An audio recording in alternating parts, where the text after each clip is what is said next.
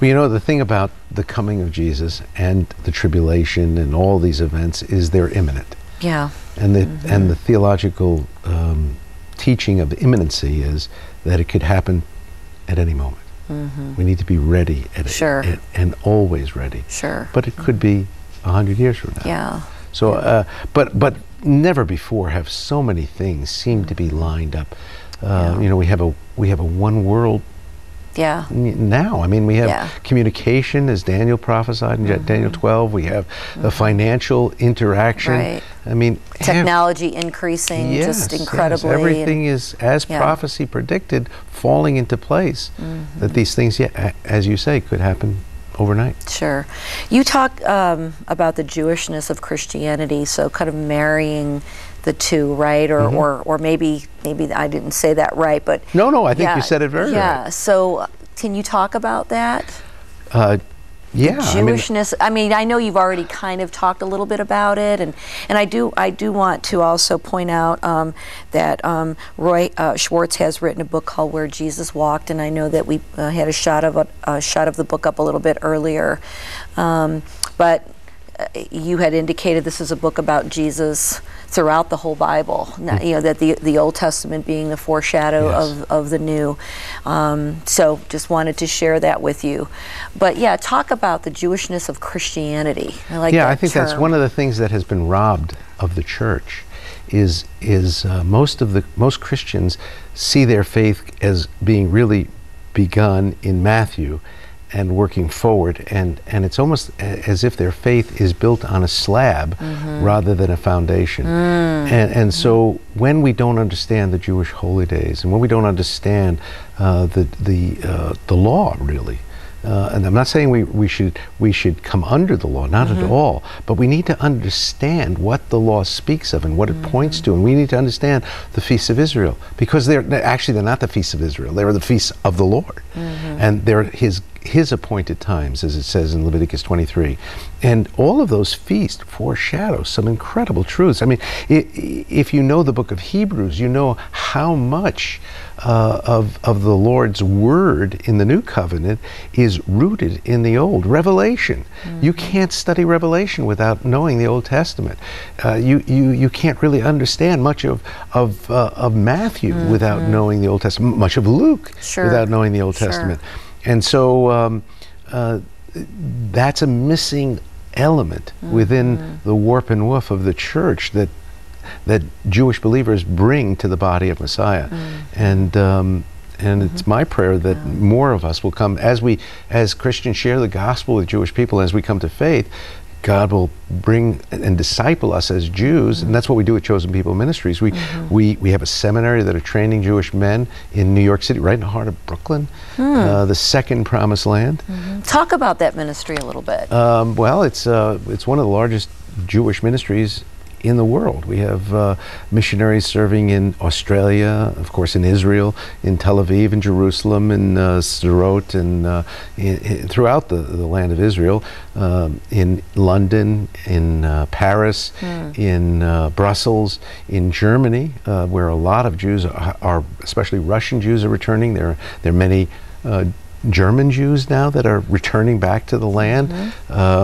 Do you see more Jews coming to Christ in these times than any other? Well, there was a great revival in the 70s when I came to faith. A whole bunch of us came to faith. Yeah, and that's when the Jesus people were really big too, right? And that's when the church was really alive, and the Spirit of God was just moving mightily. Right. And then in the last 15 or 20 years, the major influx of Jews that were coming to faith were Russian Jews, and still many Russian Jews are coming to faith in Israel and in the United States. We have a worker here in the Chicago area, actually in Wheeling, who leads a Russian Messianic Congregation. So if I have a Jewish family member and I want to open them up to this, and maybe I've exhausted the conversation, or maybe there isn't any more that I could do. What do you suggest? Well, there's some resources. The book, we have a book called Isaiah 53 Revealed, which goes over that and shows how, from a Jewish perspective, why Isaiah is speaking of Yeshua, of Jesus. Many resources, many books are available through Chosen People Ministries. And we have missionaries here in Chicago, in Chicago. I'm being one of them, and others as well. We have missionaries in Los Angeles, New York, Florida. And so if you would like to have help or some resources, you can contact me, or you can contact our offices at chosenpeople.com. So what would I see, because I've not been to a Messianic congregation service. I've been to a Seder. There's some water down there if you'd like. Yeah, thanks. I've been to a Seder, and we actually had someone come to our church and do some, share with us about the feasts. But what are some of the things that I might see differently if I were to be part of a Messianic congregation, as opposed to being, in a church? Well, I guess what you'd see most often is the connection between old and new. When I teach, I'm going through 2 Peter, and I've always, show how Peter is approaching this from a Jewish perspective, and showing from the Old Testament where these things are undergirded, where the worldview that he has in writing what he's writing is really rooted in the Scriptures. When Peter wrote, all Scripture is Paul wrote, all Scripture is profitable for correction, for reproof, for training in righteousness, that the man of God may be whole. He was talking not about the New Testament, he was talking about the Old Testament. And so when we study the Scriptures, we always show how the law, the prophets, and the writings all point to what is revealed in the New Covenant. I mean, the new is in the old concealed, and the old is in the new revealed. And so many times what you will not hear is that connection. It's that everything that is taught in the New Covenant is rooted in the old. And so what we have in the New Covenant is how we are set free, how we are under the New Covenant, what the New Covenant is all about. Well, in order to really understand the New Covenant, you need to understand the Old Covenant and why we needed a New Covenant. Now, Romans, of course, is a great foundation for that, but we have to also guard against Galatianisms, and that would be one of my reservations that I would have in our movement as a Messianic movement, because there are some that focus, instead of our focus on the New Covenant, they will focus on our Jewishness rather than our Messiahness. Yes. So what would you say to a Jewish person who says, I can accept the Old Testament? And I know you've kind of answered that a little bit in some of what you've said, but I can accept the Old Testament, but I really have an issue with this, with the New Testament. How do you respond to that? Well, I would say, let's talk about it. It's a bunch of Jewish guys wrote the New Testament too, it's right? all Jews, that's right. Yeah. Some might say that Luke wasn't Jewish, but I always say he was a doctor. He was a doctor. Hey, Matthew but actually, was a tax collector. I don't know. Well, he was Jewish, though, clearly. And I believe Luke was Jewish as well. And there are many scholars that actually believe that he was Jewish as well. But yeah, I mean, I would say to that Jewish person who doesn't really know or doesn't want to talk about the New Testament, well, let's look at the Old Testament. Do you really believe what the law and the prophets said? And then just hang out there and discuss that. And you'll find that probably 90% of the Jewish people you come in contact with really don't know the Old Testament and don't really believe what the scriptures, what the Jewish scriptures teach. They don't keep the law. Yeah, I personally find the Old Testament to be very powerful. I'm actually rereading, and I'm in the book of Exodus right now. And I just, it's amazing. Every time you go back and read the scriptures, God always speaks something new to your heart.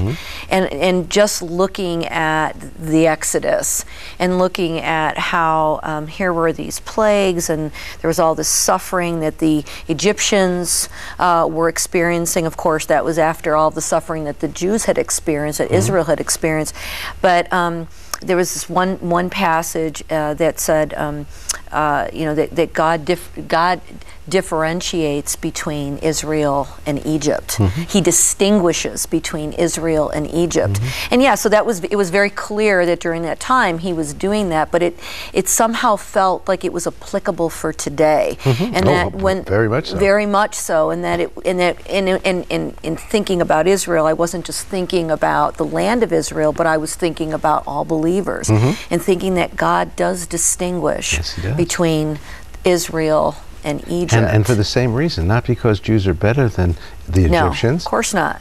But because of his grace. Yes, but he also talks about obedience, and there are conditions to the benefits. And yeah, that's something we don't talk about. Yeah, we don't talk about that. There's his grace, and we're under that dispensation of grace, but there are some great benefits out there. And there are consequences. And there are consequences for disobedience. If God did that to his chosen people, Israel, and has really disciplined them greatly, more than, the story is, Lord, about a Jewish man who dies, goes to heaven, asks for an audience with God, and he says, God, is it true we're really the Jewish people are really chosen? Yes, Mr. Abramowitz, it's true. The Jews are the chosen people. And he says, well, on behalf of the Jewish people, could you choose someone else? Well, I mean, we've suffered more than any other people, but the reason we've suffered more than any other people, whom the Lord loves, he disciplines. And if God has so disciplined Israel, how much more then will he discipline believers? Yes. If we are not obedient. And in fact, we see it in our country now. Yes.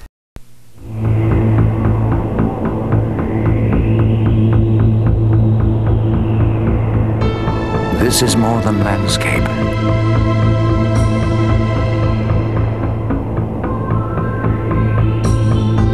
To millions who have never set foot here, this land is home, reachable only by God's grace. It is the goal of pilgrims, the promised land, the Holy Land. Its geography is imprinted on almost every page of the Bible. Places for whom multitudes feel a homesickness, even though most have never been here.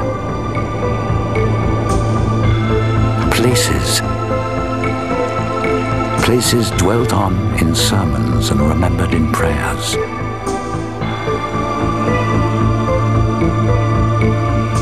Bethlehem at birth, Cana at marriage, Bethany at death. It is a land thirsty for truth, a land of living waters. The River Jordan,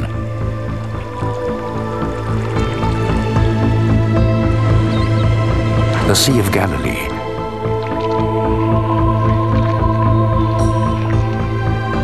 the Pool of Bethesda,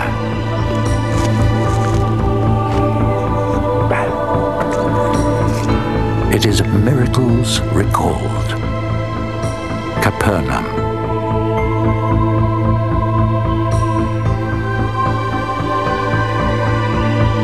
Siloam,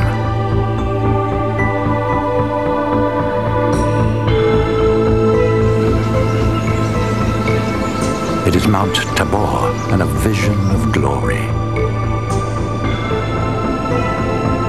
This land is a land of pain, of shame. Jerusalem, Calvary.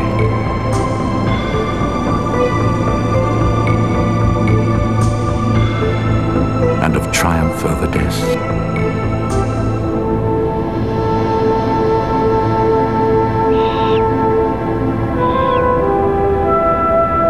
From the Golan Heights to the Sinai, from the Mediterranean to the Dead Sea, from Nazareth to Jericho to Jerusalem. This is the land where Jesus walked,